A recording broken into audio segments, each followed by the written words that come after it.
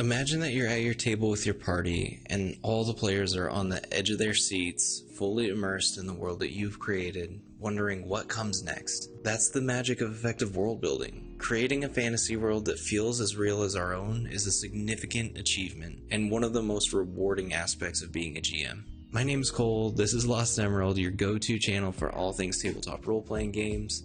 We do focus on Pathfinder Second Edition because it's the one that I'm most familiar with, but we will be covering other game systems on the channel as well. Today, I wanted to share 5 methods to help you create a world that keeps the players at your table fully immersed and invested in the world that they're interacting. Trust me, these methods do work. I just started implementing some of these in a campaign that I started GMing about 2 months ago now. It's been going really well. The players feel like they're fully immersed in the world and they're really invested in the story that we've started creating together. If you stick around to the end of the video, I'll share one additional method that you can use when building out your campaign setting. Let's get started. This first tip might seem obvious, but using real-world elements can help make a fantasy world feel real. Adding historical events, cultures, and geography to our world can give a fantasy world depth and believability. It's no coincidence that a renowned author like George R.R. Martin uses real-world history in some of his writings. To give you an example, you could use the fall of the Roman Empire to inspire the collapse of a vast fantasy empire within your world. This could lead to an old power falling and new, smaller ones emerging. Or there could be a century-long war between two powerful kingdoms, similar to the 100 Years' War from our own history. This conflict would shape the political landscape of your world and influence the lives of your world's people. Try basing your world's cultures on cultures of the real world. Include things like tradition and social structures. You can draw inspiration from Viking Scandinavia using Norse mythology, seafaring expeditions, and the culture of raiding and trading. Maybe there's a nomadic tribe that has a horseback and yurt lifestyle.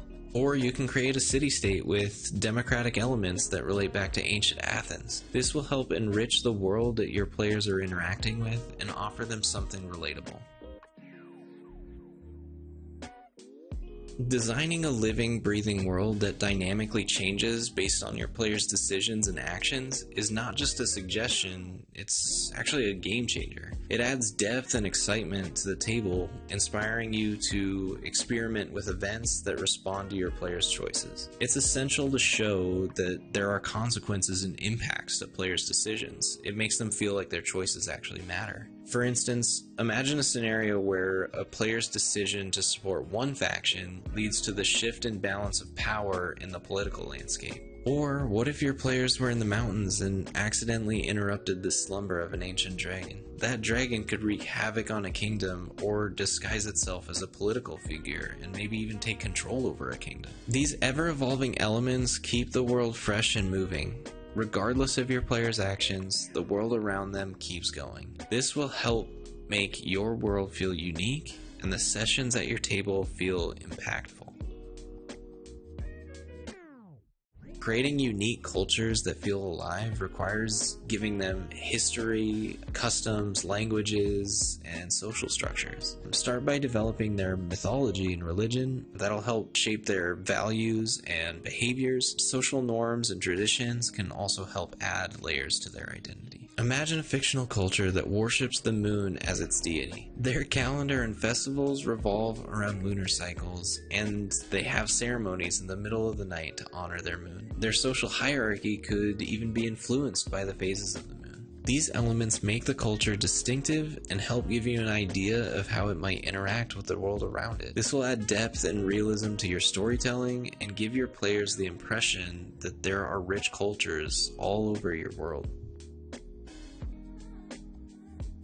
While conflict and tension can be used for drama, I believe that their true power is in making your world feel alive and dynamic. Introducing political tension, environmental changes, or cultural clashes can add complexity and depth to your world. It can create opportunities for your players to make impactful decisions and keep them engaged and invested in your story. For example, you could have two neighboring cities that are in a dispute over the use of a river. As tensions escalate, leaders and factions within the city are forced to choose a side, leading to alliances, betrayals, and secret deals. To expand this even further, we could say that this area has been in a drought for a number of years. The environmental challenge here can add an additional layer of tension, further complicating the political conflict between the two neighboring cities and forcing their inhabitants to make desperate decisions. By adding various forms of tension and conflict, your world becomes more dynamic in its narratives. It'll help invite your players to further immerse themselves and influence the outcome through action. This is the kind of GM prep that you can do to help your players push the world and story forward. This next tip is one that I learned from watching one of Ginny D's videos here on YouTube. She's a fantastic content creator. You should go check out her channel. But I did want to include it in my video as well, in case some of you have missed it, because I think it is a really great tip.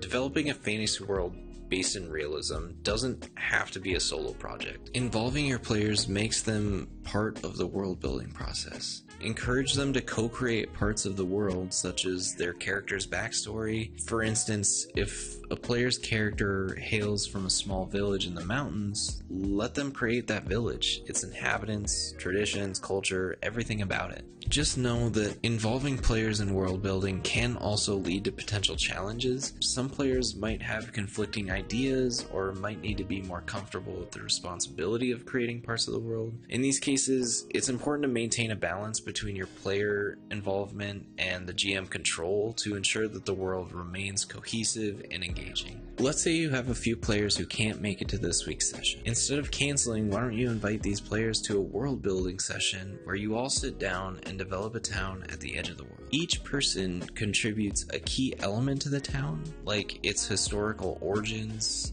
leaders, or local folk tales and mysterious locations. During a session later on in the campaign, these elements emerge as the players explore the town and uncover the secrets that they helped create. This type of involvement turns the world into something that the players are more invested in because they've got a hand in creating it. Also, it helps make your life as a GM a lot easier when you have players at the table who are willing to give you creative ideas for you to draw upon. Okay, thank you so much for sticking around with me until the end of this discussion. As promised, here's one additional bonus tip to help your fantasy world feel more real. You can add events based around the seasons to help enrich your world.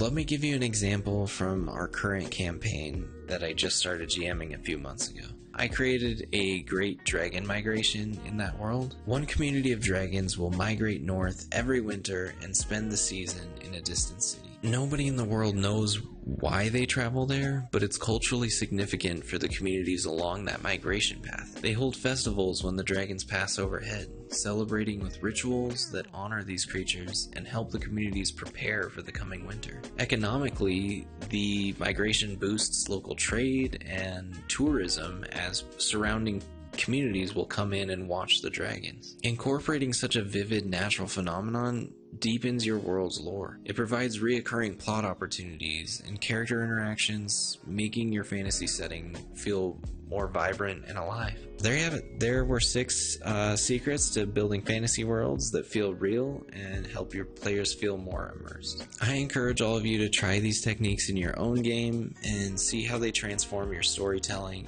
and gameplay. Share any of your experiences or any new ideas that you come up with in the comments below on this video. I'd love to hear how you guys made these ideas into your own. I'd love to see if you use these in your campaign, how it went, or if you have any new ideas. I'd love to read about those as well.